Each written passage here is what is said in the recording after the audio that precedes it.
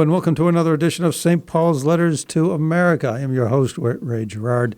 With me in studio again, the always wise, the always thoughtful Mr. Bob Hennekes. Always might be a stretch. Periodic would be a better word, but I like that. Thank you. Well, I'm feeling in a very kind mood today. Anyways, this is the program that asks, hey, what if St. Paul was alive today? And he could look at what was going on in our country and write a letter to us. He wrote a lot of letters. Would he have anything to tell us in America? Is there anything going wrong that he might be able to give us some advice on? Well, if that thought had ever occurred to you, what would somebody from the past like St. Paul have to say? You came to the right place, because we're going to tell you exactly what he said. And there's a reason why we can do that. It's not because we're always wise and intelligent, but it's because St. Paul spoke the truth, and truths don't change. So what are we going to talk about today? Because we always look at some incident, some event that's happening in our culture, and we apply one of St. Paul's truths and ask, are we measuring up?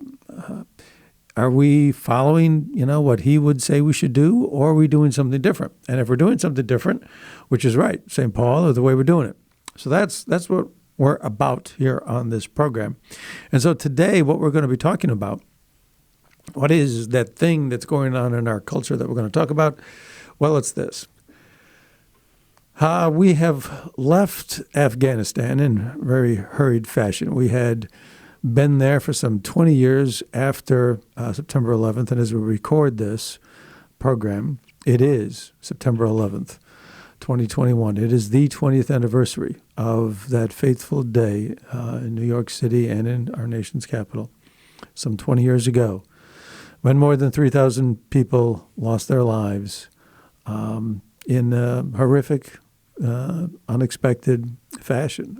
They were just going about their business on a normal day, and somebody, and it wasn't God, decided that they needed to die. And that's what they made happen.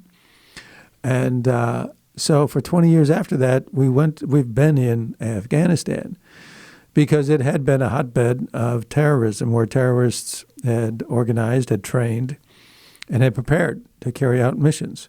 And so we went there to try to take the fight over there instead of having the fight over here. Well, we recently decided it was time for us to leave, and we left, as I say, in very hurried fashion. But there's a question that has been raised by all of this, the way it all unfolded. And that is, what about the people that are still in Afghanistan? Are they facing certain consequences now that they should not have? Did we leave people behind? And if we did, if we ended up leaving faster than we had to, and people now we're going to experience consequences as a result of it, well, then the question is, well, why? And the title of this program, our program today is Bury My Heart. And where does that come from? Well, there was a book I remember, came out when I was young, but it was very popular at the time. And it was called Bury My Heart at Wounded Knee. And it was written by a guy who wanted to tell the story of American Indians and what they suffered at the hands of Americans. And the title of the book came from a poem. Now, the poem was not about American Indians, not quite so much. But it was about a guy who, in the early 20th century, said, I'm tired. It was called American Names. Stephen Vincent Benet wrote this poem. It's called American Names. And it was like, don't talk to me about these names of these places in France, names of these places in England. Europe, of course, was the place. I mean, it had colonized a large section of the globe, and it was the sophisticated, all of the sophisticated places in the world. They were in Europe, and when you were in America, we were known for our pioneering folks, our backwards kind of ways. But Mr. Benet had a different view. He said, "Look, talk to me about Medicine Hat. Talk to me about Tucson. Talk to me about Deadwood, French Lick, Skunktown Plain. Those are the names that I want to talk about. Don't tell me about Montparnasse or Winchelsea or Sussex. No, talk to me about these American places." He was proud of America. Anyways, he said, you can bury my body in England. You can bury my tongue in France. He said, but the last two lines of the poem, "I shall not be there. I shall rise and pass. Bury my heart at Wounded Knee."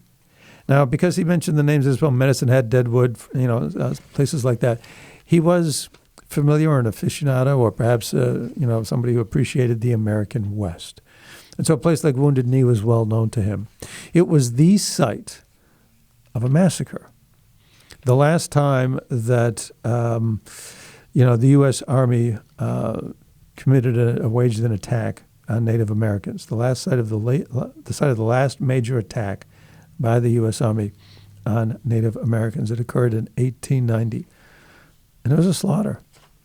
American Indians, Americans, were senselessly, horrifically slaughtered. They were killed. It was a killing field. So he wrote, "Bury my heart. You can bury my heart there." Because I am, as if he was saying, what? I am there with them. I sympathize with them. Whatever. I died a little bit, with them. I mean, he really, absorbed the tragedy that those people felt. I suppose there's another way of kind of looking at that line or interpreting that line. I mean, bury my heart. My heart's killed. My heart's dead. I'm lost of feeling. After something like that happens, I can't feel anymore. There's no love left. I just, can't try to, care for people. Is that something that we could use in describing either what caused or how we're reacting to our exit from Afghanistan? Why is Afghanistan to be put on a par with Wounded Knee? We'll tell you. But first, how about a letter from St. Paul? How about remembering when St. Paul wrote, "For Christ, while we were still helpless, yet died at the appointed time for the ungodly. Indeed, only with difficulty does one die for a just person, though perhaps for a good person one might even find courage to die. But God proves his love for us in that while we were still sinners, Christ died for us." What's it about? It's about someone making the ultimate sacrifice for people who didn't deserve it. There are victims in Afghanistan. They did nothing wrong. In the context of this story, they're not even sinners. They're just the innocents. God has such love that even for the people who aren't innocent, even for the people who have rejected him, even the people who have done him wrong, he will still, and did still, and continues to still, make the ultimate sacrifice for them.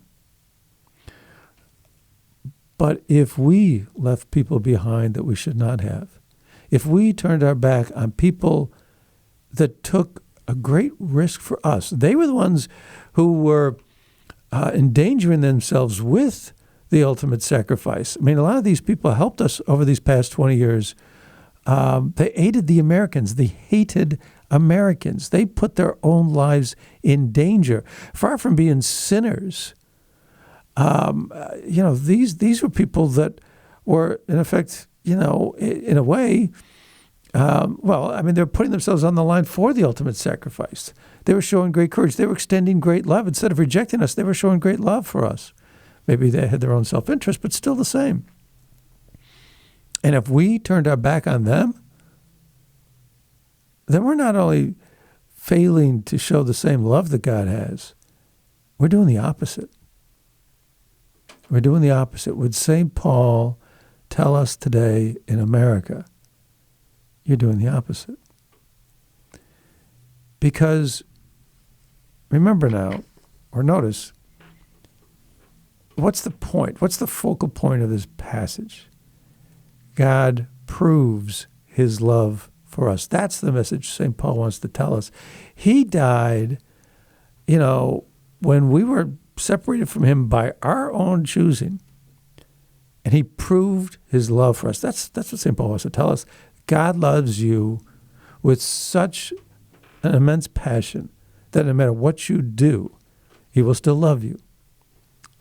You may end up being punished in a way of your making, but he will never stop loving you.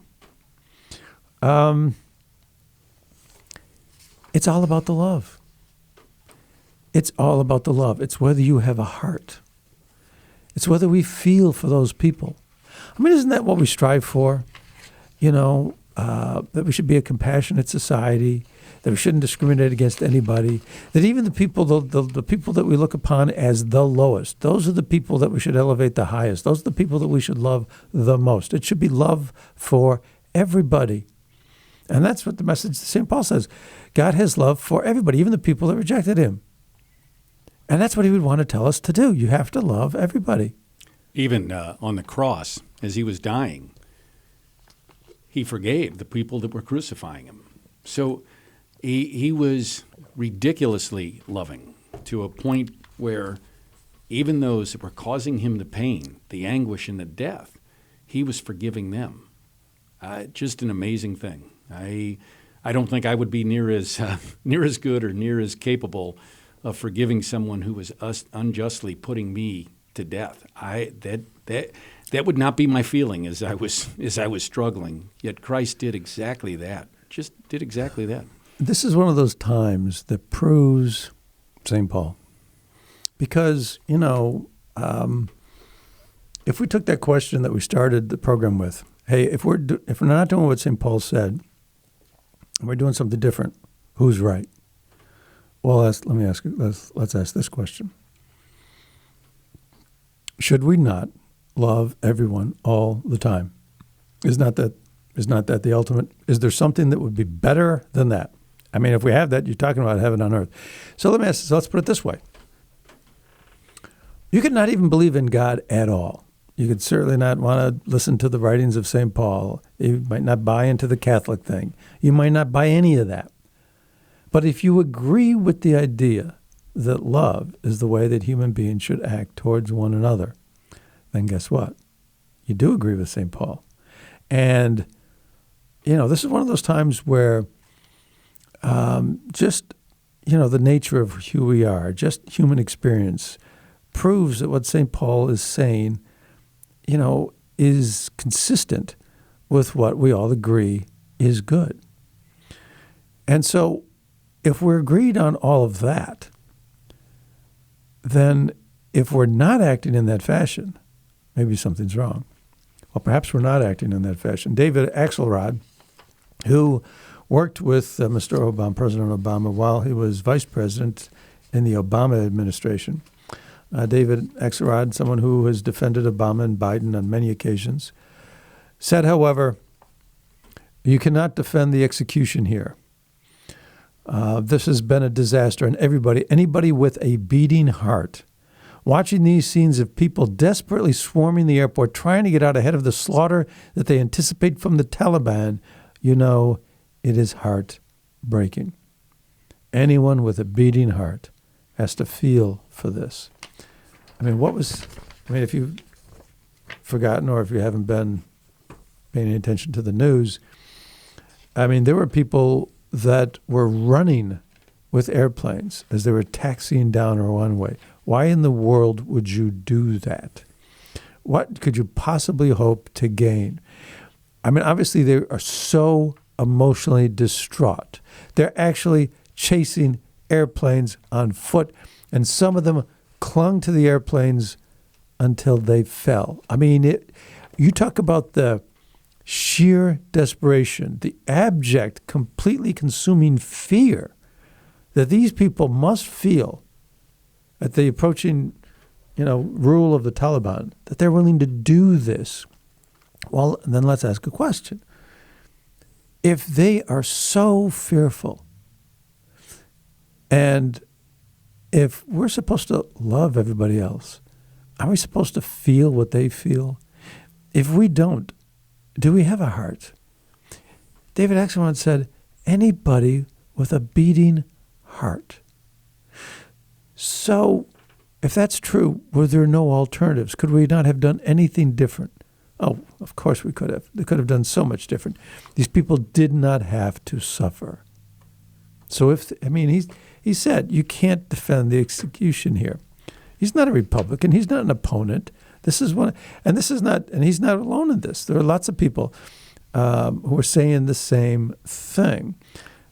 Ray, I traveled around a lot in my previous job. And one of the things I'd do is I would go into other countries.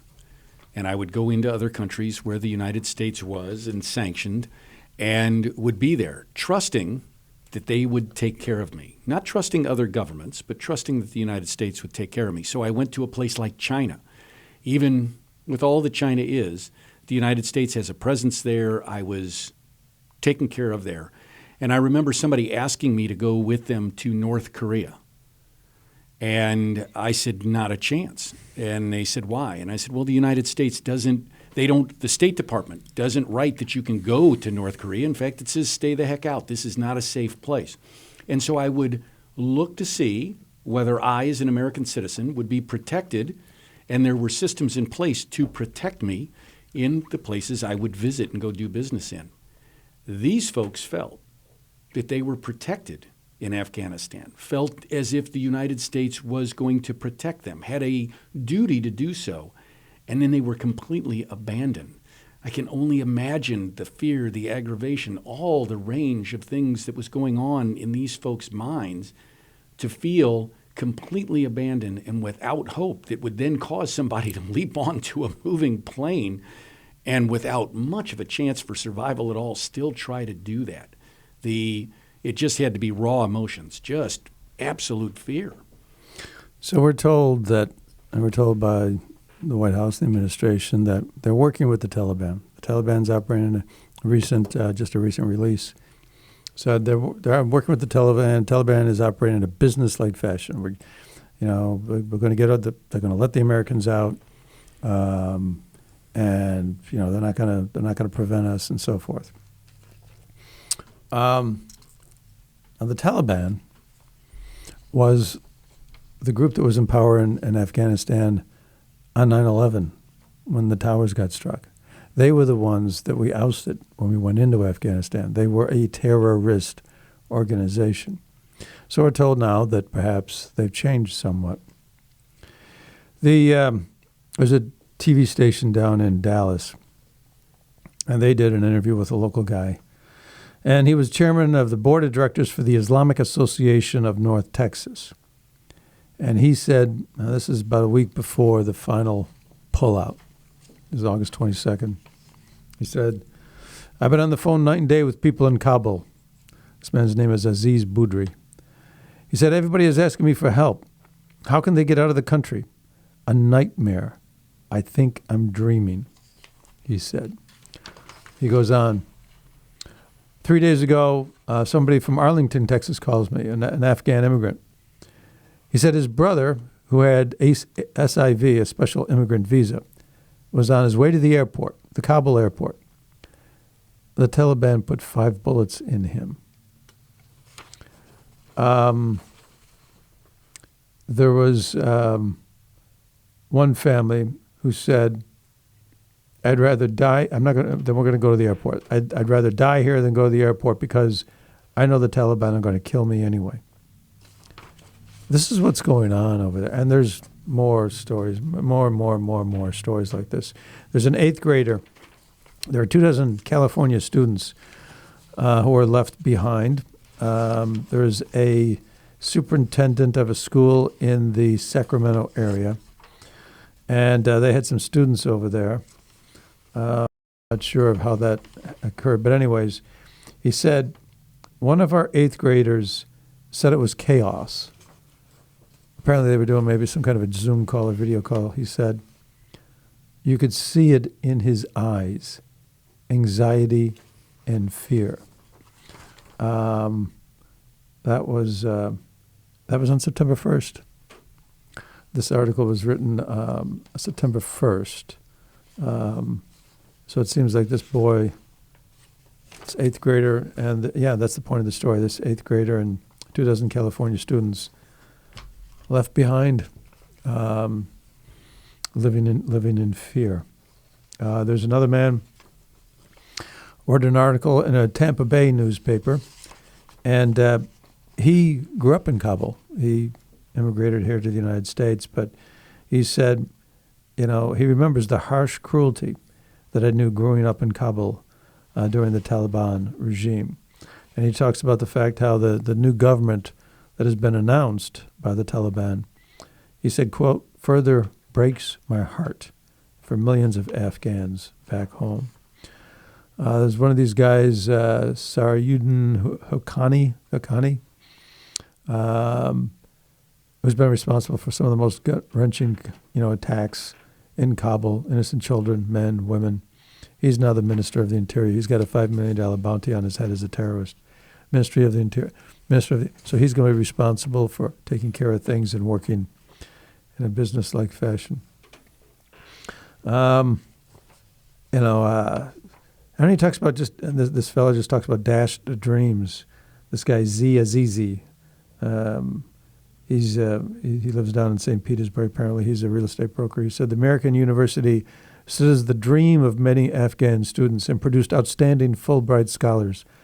Now the buildings are empty, and many of its students pleaded to be evacuated, but were abandoned. So, you've got loss of life, and besides just loss of life, the loss of real physical life, but also the loss of, I guess, the rewarding life, the loss of hope for a life you could enjoy, dreams shattered. I mean, this is what these people are hearing from the people they know back over there.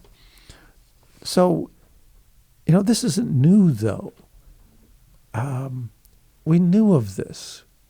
Why couldn't we have done it different? Well, we could have. There was a guy who wrote an article. I've got, sometimes I can't find things as quickly as I want to, but here it is. There's a gentleman, what's his name? I don't know his name. I guess it doesn't matter what his name is. Kash Patel, that's his name. And he was named Chief of Staff at the Pentagon, where one of his primary responsibilities was to wind down the war in Afghanistan. And he said that the president at the time, President Trump, instructed me to do a methodical exit plan. Some of the requirements were that both sides had to repudiate al-Qaeda. There was going to be an interim joint government. These sides had to agree, and we would leave a small special operations force against any terrorist activity. They had multiple rounds of negotiations after this plan was put into effect about a year and a half ago. Multiple rounds of negotiations between the Taliban and the President Ashraf Ghani. U.S. forces were drawn down to about 2,500. And then when the new administration came in, they announced that there would be a withdrawal. They announced the definite date for the withdrawal, and they imposed no conditions on the withdrawal. So people knew that this was going to happen. It could have been done different. You could have maintained those conditions where, unless there was an interim government, we'd just simply keep staying. You just push back the date. You could have, and why would you want to do that? I mean, wouldn't you, if you felt something in your heart for the people there, wouldn't you do that? The whole idea of the joint government, the interim government, was that there'd be stability so that people wouldn't have to face what they're facing now. Do you care about people? This is, we started with this. We started with a reading from St. Paul that talked about Christ's sacrifice. And it was based in love.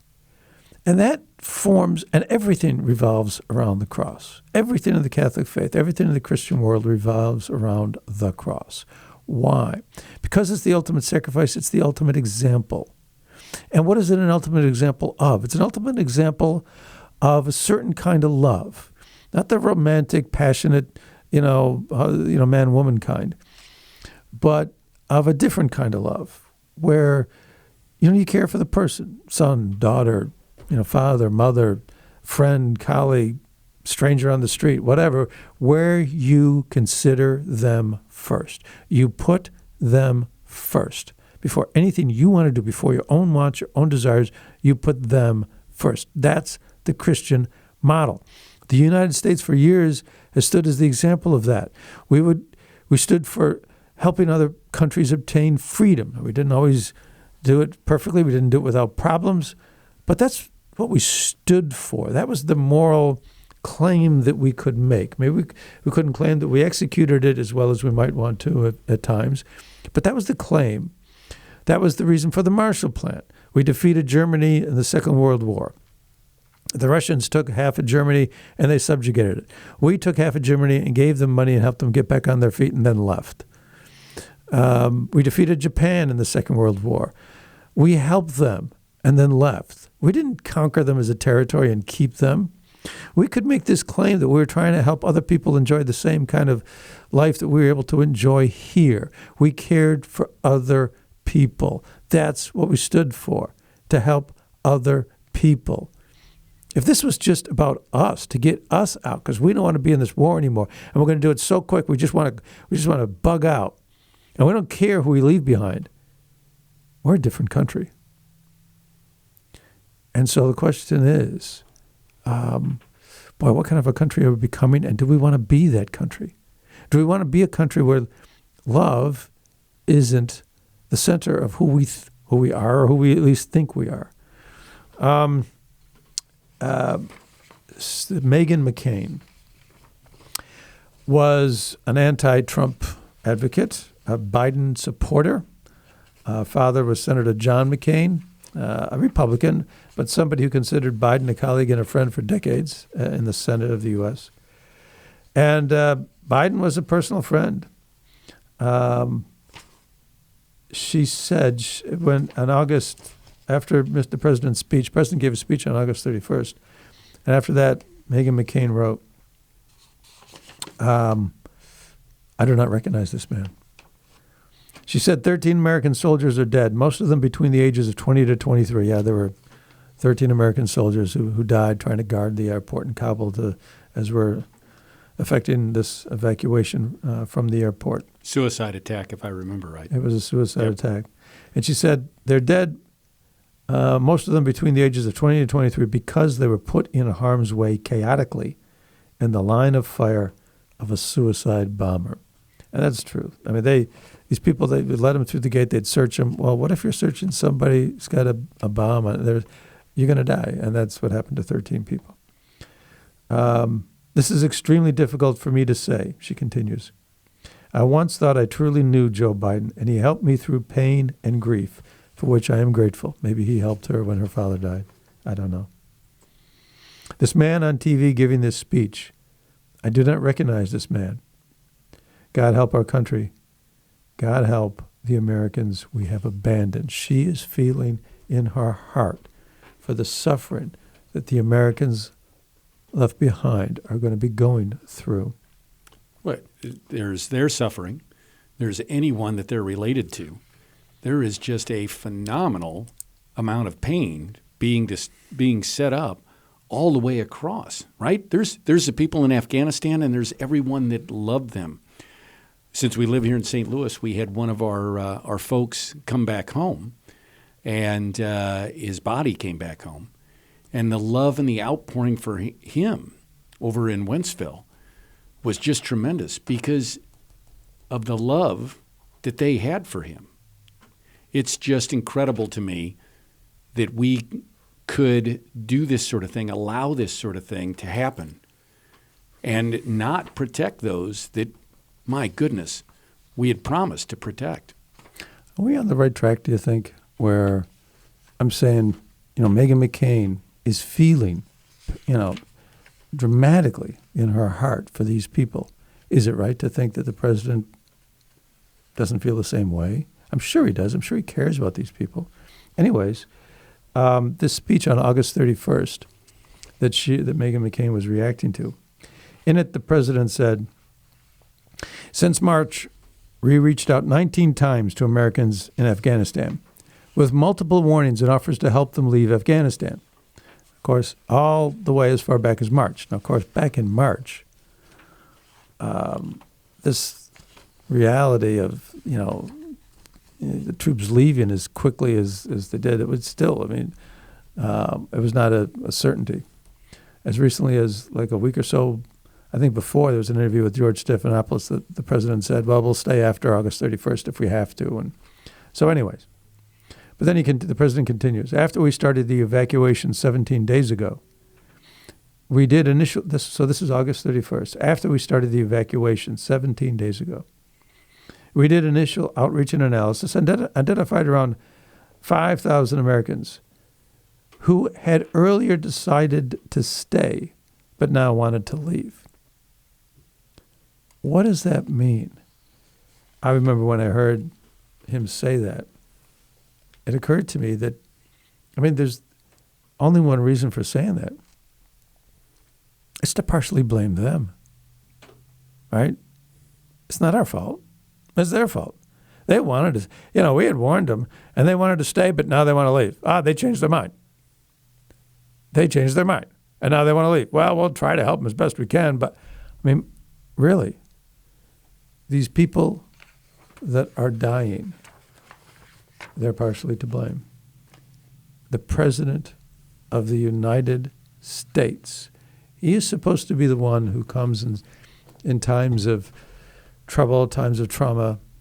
He stands up and, people look to the president for moral leadership, for, calmness in the storm, for the person to guide the rest of us. And is that the way we're supposed to also, if we're supposed to be guided by this, are we supposed to think, well, it's their fault? What? So if they die, it's their fault? There's a thing about blaming the victim. And people decry it as a heartless thing. That it's the worst thing you can do. Well, it sounds an awful lot like blaming the victim. Would you say that if you had a heart? If you really, to have a heart, it means to really feel for these people to the extent that you should. Again, perhaps we're being too harsh. Maybe we're being too harsh. So it might be worth noting that another president, Gerald Ford, wrote in his biography about Joseph Biden. And now Gerald Ford was the president from just a short period of time. Was it 1973 to 1976? 74. That's right. He resigned in 74. 74 to 76 was the 74 to election. 76. 77, right. Carter took over. So anyways, he wrote about an episode where he was in the White House, and Joe Biden at the time was a freshman senator, and there was a committee from the Senate that had come over to the White House to discuss the withdrawal from Vietnam. And in his biography, President Ford specifically mentions Mr. Biden, who was still only a freshman senator, at the time. And in his memoirs, he wrote that Biden said, "I will vote for any amount of money for getting the Americans out, but I don't want it mixed with getting the Vietnamese out."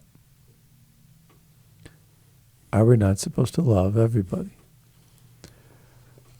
president, Mr. Ford, responded, "Gentlemen, I respect your views, but I have to carry out the plan that, in my opinion, is in our nation's best interest.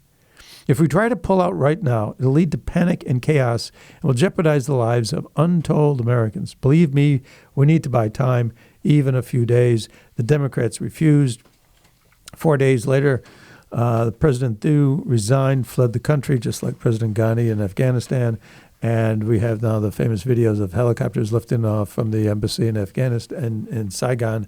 And of course, when President Biden was asked before our evacuation whether or not we were going to see a similar, we were going to see similar images on our TV, he said absolutely not. And yet we saw not only the same images but worse, people falling from flying aircraft. But notice, President Ford said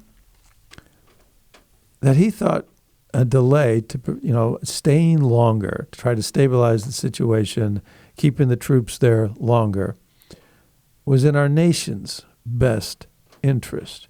Because if we try to pull out now, it'll lead to panic and chaos and will jeopardize lives. It was in our nation's best interest. If we pulled out quickly and it led to chaos and it jeopardized lots of lives, some of that's bad for our nation's interest. Why is that?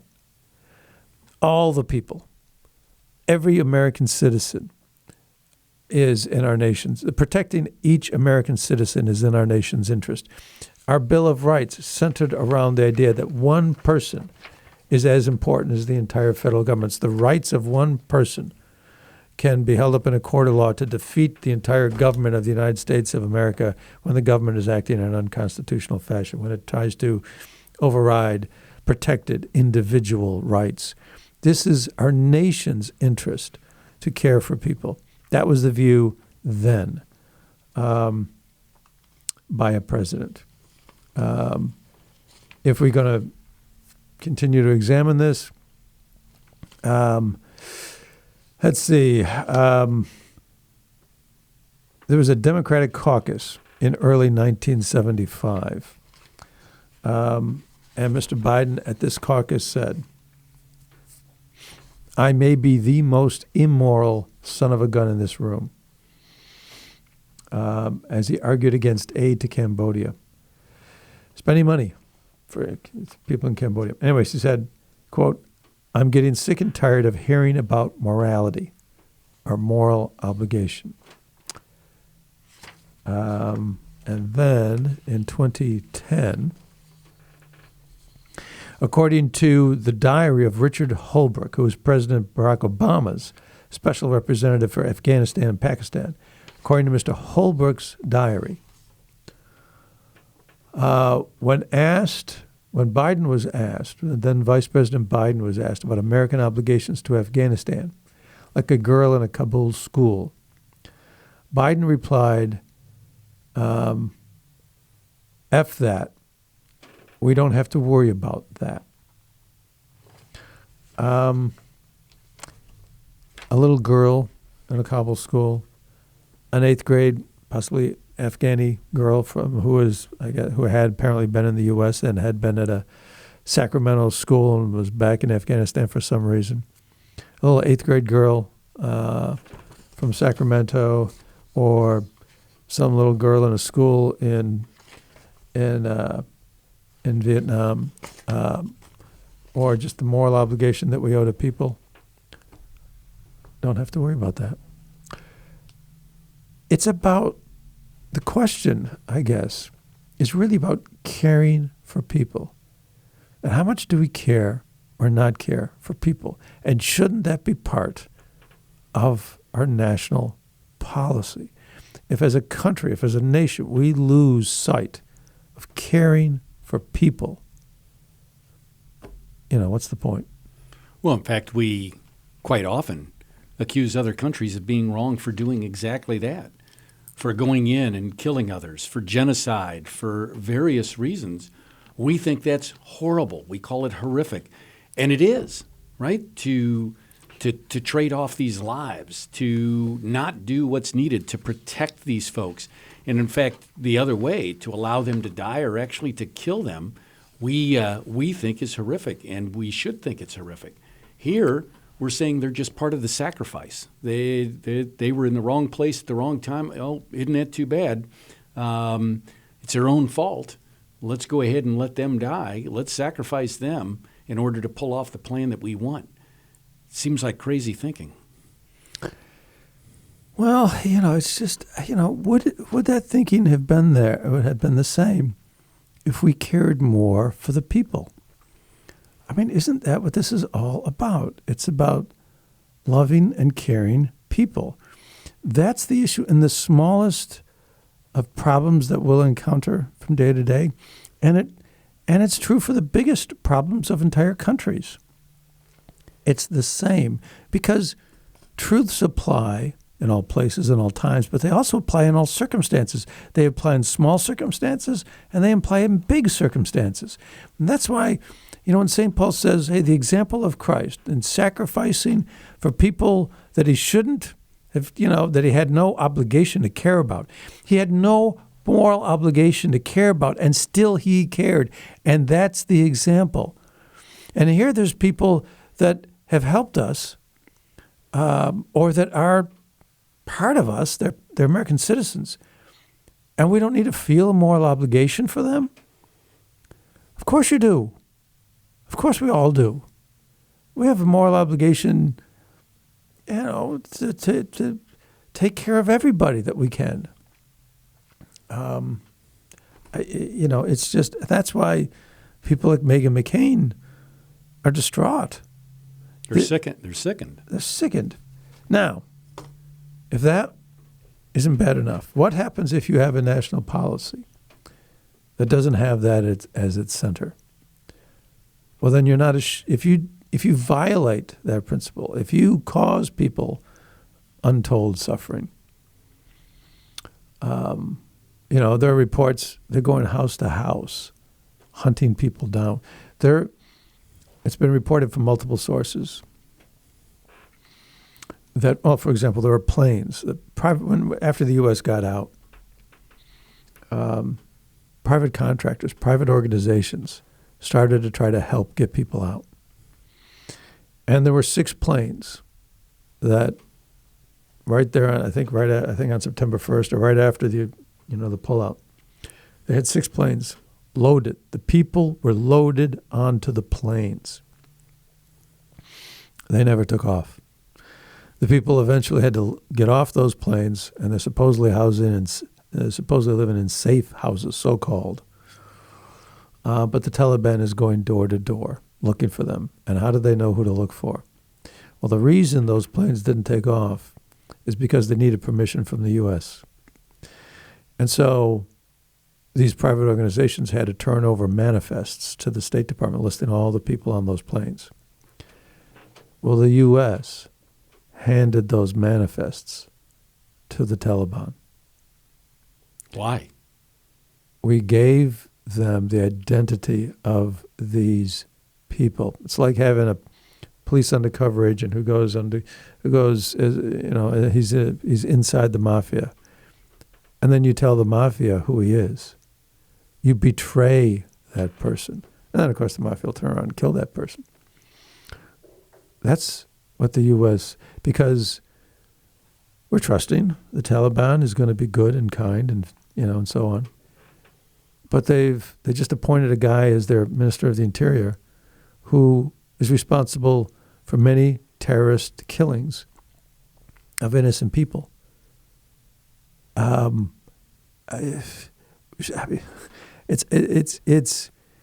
It's really hard to comprehend, and it's really hard to try to defend what's going on. You have outed these people.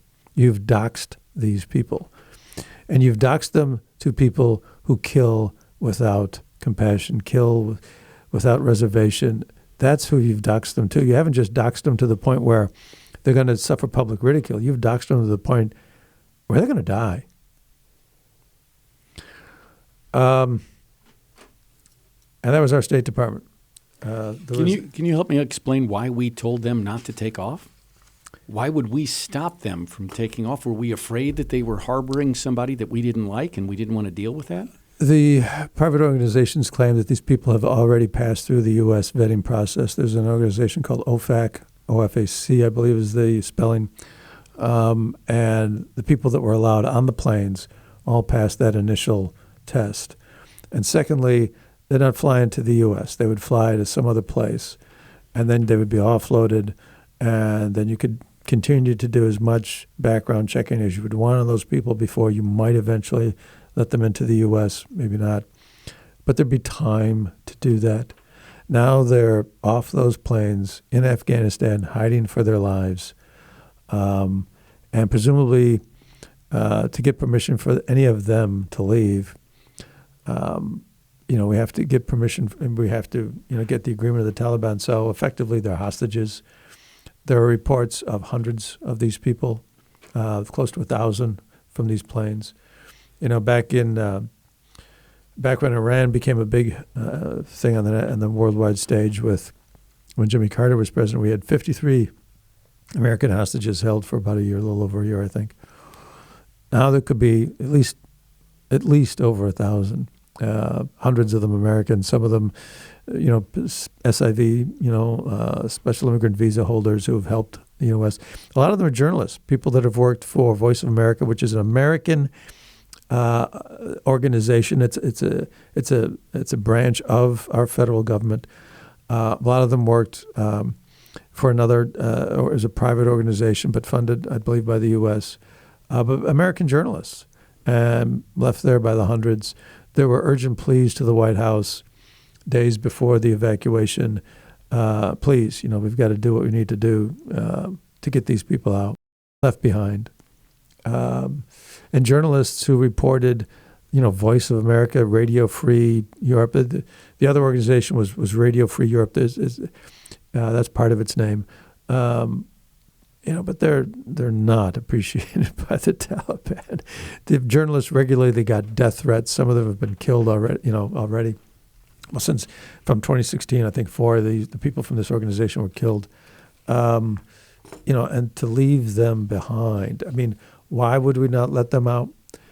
Would you have to admit you were wrong, right? Would you have to admit that we evacuated people? If these private organizations are going around after August, we leave on August 31st.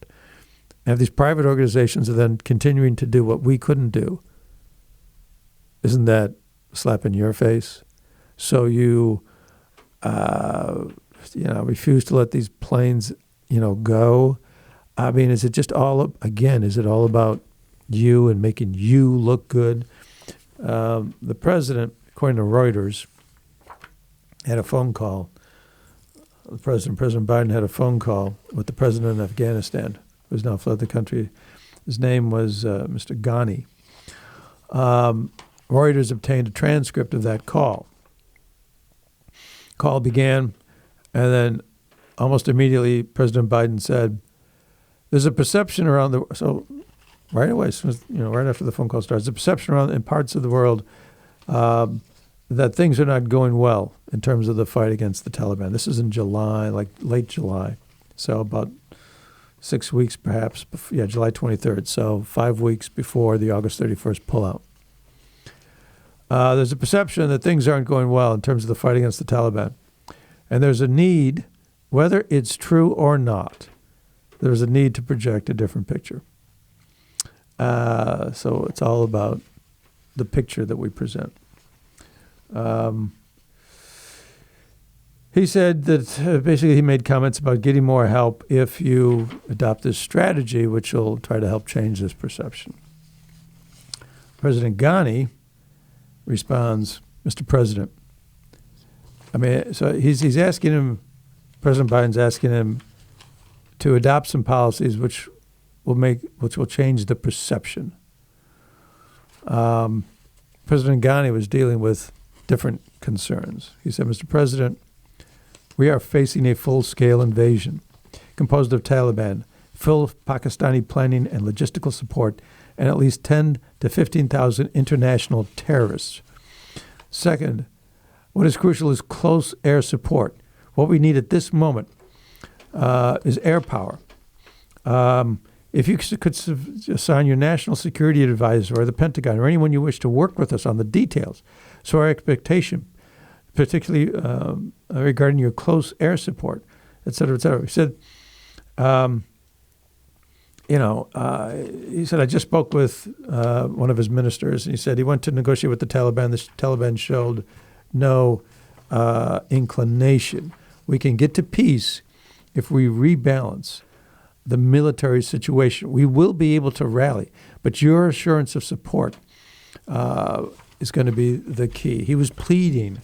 He was facing, here he is, a president in his home country. He's facing a full military invasion, outside interference from the Pakistanis, 10 to 15,000 terrorists. He was pleading for the life of his country. Give us some close air support. If we can rebalance the military situation, we can rally. We can get our people to believe that, and it wouldn't happen. Senator Ben Sass, then there's reports that, all of a sudden this is becoming an old story. People don't want to talk about Afghanistan anymore, and certainly the news organizations are not covering it. As a matter of fact, the major networks didn't cover that telephone call at all. Senator from Nebraska, Mr. Ben Sass, said, President Biden desperately wants to talk about anything but Afghanistan. But Americans who are hiding from the Taliban, ISIS, and the Haqqani network don't give a damn about news cycles, long weekends, and polling. They want out. The Biden administration has a moral obligation. There are those words, moral obligation, again. So if the journalists aren't covering these stories, there's another article I can refer to where it shows that the Post, the Washington Post, New York Times, and so forth, organizations that had spent a lot of time complaining or criticizing the way we engaged in this after August 31st are no longer reporting on this. So people are suffering there. They're living, we're out. They're living in the situation that's left behind. They've got people going door to door, hunting them down. They're suffering, and for us, it's an old news story. So this is not just about the president. This is about the country. Do we not care? I'm old enough that I remember a country when this would not be tolerated. Not this way. Not this way. Vietnam was a different story. Here, we had the upper hand. We had all the power. We left because we felt like it. In Vietnam, we were losing that war. Here, we had control of the country, and we simply no longer wanted it. And we threw these people under the bus because we just simply decided. As a news story, people don't want to talk about it anymore. It's too uncomfortable to talk about. It's old news. Where is the heart? I'll tell you what. Bury my heart in Afghanistan. Ray, if you just put together a cohesive plan to allow these people to leave and defend them long enough until we can get folks out, the rush that we had to do this, like we had to do it by a certain date. Some date was intrinsic, some mark on a calendar. Why we could not hold control and keep them protected until we could get the folks out, I don't understand that. Would that make it go too long? Would we therefore lose face somehow and allow all these people to die, to be persecuted the way they are? Do we not love our fellow man that we would allow this to occur? Seems crazy. Well, perhaps we could use a prayer for, as a nation, for us to feel some more heart. So, let's pray in the name of the Father, and of the Son, and the Holy Spirit. Amen. Heavenly Father, let us truly understand human life, the value of human life, whether it be an aborted fetus, whether it be someone on death row, and in this case, the lives of Americans and Afghanis that are left behind. Allow us not to count people like they're sheep or dollars. Allow us to have our hearts open to those. Jesus went way beyond what we could do, and he began to love and desired us to love those that were fighting against him, that were sinners, that were doing the wrong things. Allow us not to be so harsh. Allow us to love one another, to protect their lives, take care of them and love them and watch over them. Let us be a country that takes care of the underdog, that watches over those in need and tries to help all of those around the world that need that help from terrorism and brutality. Allow us to love and to follow your Son's example, not only as loving those around him, but then to pay the ultimate price of death on a cross to save us. Allow us to be just a little bit more like him. In the name of the Father, and of the Son, and of the Holy Spirit. Amen. Thank you for listening. Until next time, God bless.